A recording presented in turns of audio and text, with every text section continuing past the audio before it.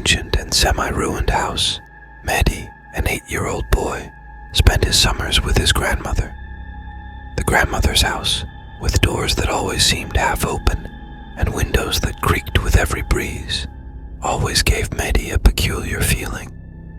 He often felt as if invisible gazes were watching him from the dark corners of the house. One night, while Mehdi was in his small bedroom on the second floor, a soft and indistinct sound came from downstairs.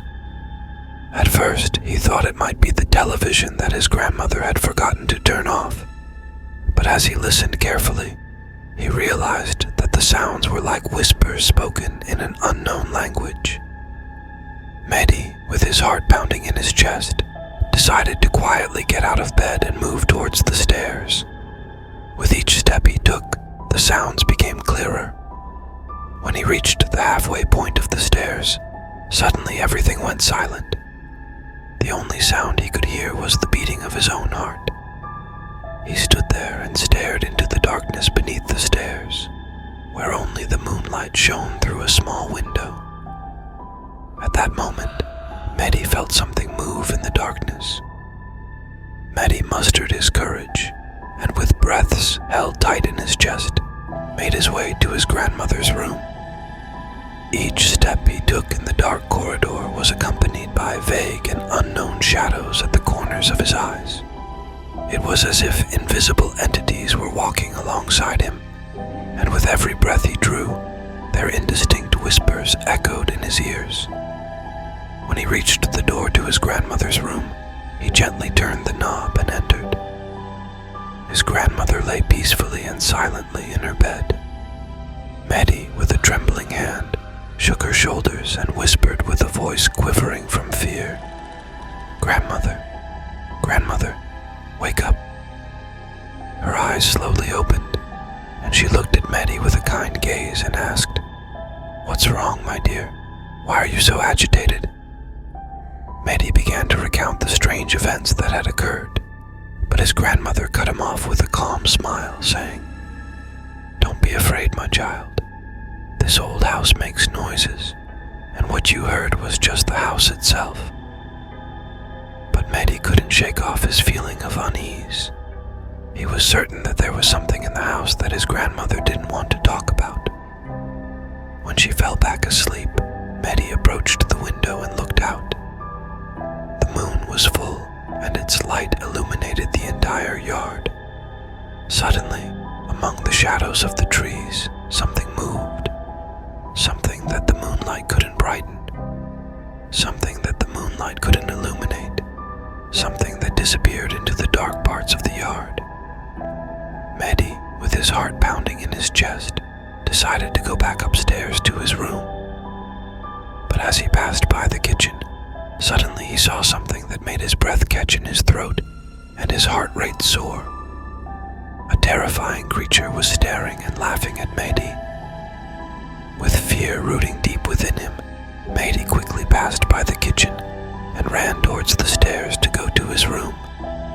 When he reached his room, he turned off the small nightlight beside his bed, lay down on the bed, and pulled the blanket over his head so he wouldn't have to see the room.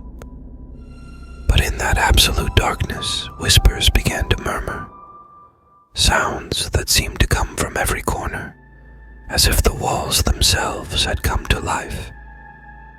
And at that moment, Mehdi felt the blanket that he had pulled over his head being slowly pulled away. He opened his eyes, and in the absolute darkness, he saw something that made his heart tremble. A tall, slender shadow, with eyes that shone like black jewels, stood in a corner of the room. Mehdi wanted to scream, but no sound came out of his throat. The shadow moved slowly towards the bed, and with each step, a moaning sound like the wind on a stormy night could be heard. Mehdi wanted to run, but it was as if his legs were glued to the ground. The shadow came closer to the bed and extended a long, bony hand towards him. Its fingers were long and pointed, like the dry branches of an old tree. Suddenly, a sound from downstairs pierced the silence. It was the voice of his grandmother calling out, "Mehdi, Mehdi, where are you?" With the sound, the shadow swiftly jumped to the window and disappeared into the night's darkness. Mehdi hurried out of bed and ran down the stairs. When he reached the bottom, he saw his grandmother standing with a pale, worried face. "Mehdi, I called you and you didn't answer. What happened?" Mehdi didn't know where to start. Should he tell her about the shadow he had seen? Would his grandmother believe him? Mehdi, with eyes full of fear and anxiety, looked at his grandmother and said, "Grandmother, I saw something terrifying in my room." The grandmother, with a deep and knowing look, gazed at Mehdi and took a gentle breath. "Mehdi, my dear, come sit and listen to me. This old house has many stories that might scare you, but you must know that light always overcomes darkness." Mehdi sat next to his grandmother and listened to her words. She began to tell a story that many generations ago, this house was a place for ancient ceremonies, and sometimes the spirits that did not find peace during those ceremonies still linger in this house.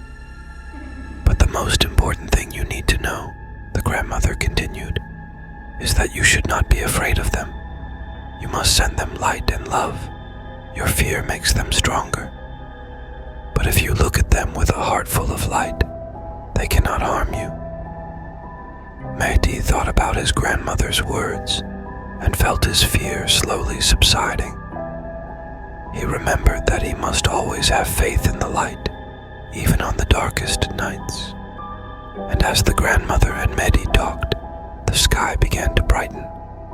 The first golden rays of the sun shone through the window, breaking the darkness. Mehdi felt the light not only fill the room, but also his heart. And with the coming of the morning, the fears and shadows of the night retreated into the distance. Mehdi and his grandmother greeted the new day with a smile. In a small and remote town, in an old and worn house, lived a boy named Rahman. Rahman always felt that there was something in the house that wasn't as it seemed. The cracked walls, the wooden floors that announced every step with a screeching sound, and the windows that seemed like eyes staring at him from the outside. One night, when Rahman was alone in his room trying to sleep, he heard a sound that didn't come from any part of the house, but rather seemed to emanate from the walls, a whisper from an unknown and ancient language. Rahman hid under the blanket and tried to convince himself it was just his imagination, but the sounds grew louder and clearer. He felt something moving in the room, something he couldn't see.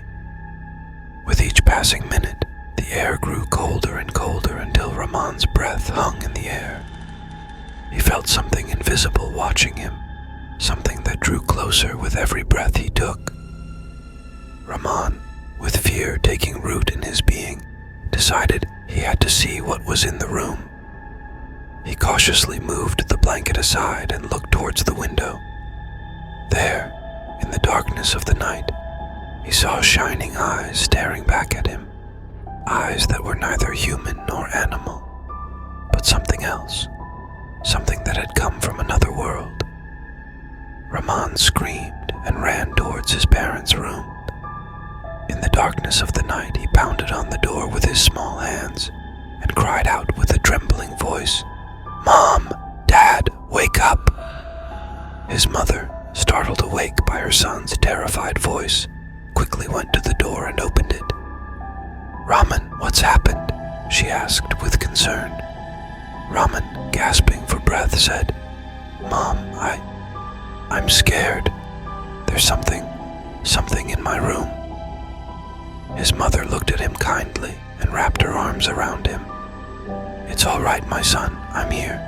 Nothing can hurt you." Rahman, with eyes still glistening with fear, convinced his mother to come and sleep beside him for the night. His mother, her heart aching for her son, agreed and told him, "Okay, I'll sleep next to you tonight so you feel safe." They returned to Raman's room together, and his mother lay down beside him in bed.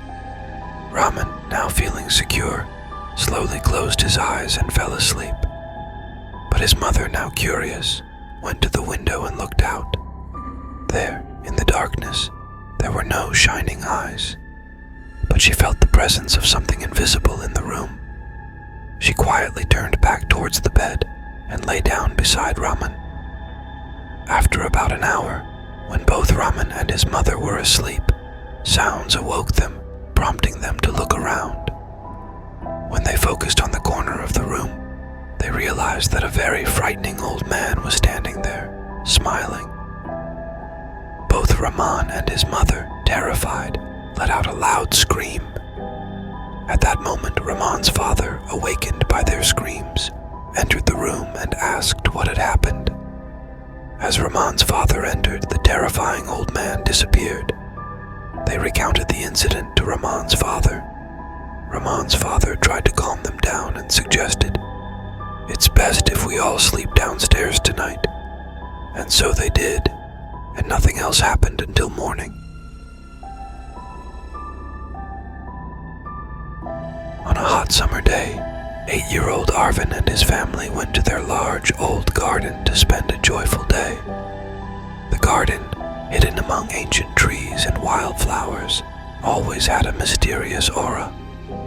Full of excitement, Arvin chased butterflies with his new ball, his laughter mingling with the air. As the sun slowly moved across the sky, a strange and unfamiliar feeling overtook Arvin. He felt as if something or someone was watching him from afar. He looked around but saw nothing beyond the shadows of the trees and the sunlight. Nevertheless, he couldn't shake off this feeling. When the sun began to set and the shadows grew longer, Arvin was drawn to a neglected, moss-covered part of the garden where an old well stood. As he approached, he heard a whisper coming from the depths of the well, speaking in an ancient and unintelligible language. Curious and fearless, Arvin approached the edge of the well and peered into it. The darkness of the well was so profound that it seemed not even the sunlight could penetrate it. And at that moment, something moved in the darkness, something formless and soundless, but its presence was palpable. Arvin's breath caught in his chest, and before he could scream or run away, a cold, invisible hand pulled him towards the darkness. The cries of Arvin were lost in the cold night air, and as the darkness grew deeper, so did his sense of loneliness and fear. But suddenly, amidst the silence of the night, the sound of footsteps was heard. Arvin's father, with a lantern in hand, was searching for his son. He found Arvin by the old well, pale and trembling. Arvin's father approached him and said in a calm voice, "My son, I have saved you from this darkness, but you must know that this place where we now enjoy our happiness was once a site for ancient and forgotten ceremonies. Our ancestors had made a pact with the jinn who live in this garden, not as friends nor as enemies, but as beings seeking balance and to protect their domain." Arvin, still shivering with fear, looked into his father's eyes and asked, "Then why did that creature attack me?" His father replied, "Sometimes we enter the territories of others without knowing. That creature only wanted to drive you away from its realm." Arvin looked at his father and felt safe. He understood that the world is full of unknown mysteries, and sometimes it's better not to uncover some of them. They walked home hand in hand, and Arvin never again went to that part of the garden. And so it was that Arvin and his family learned the importance of respecting the territories and spaces of others, whether in our world or in the realm of other beings.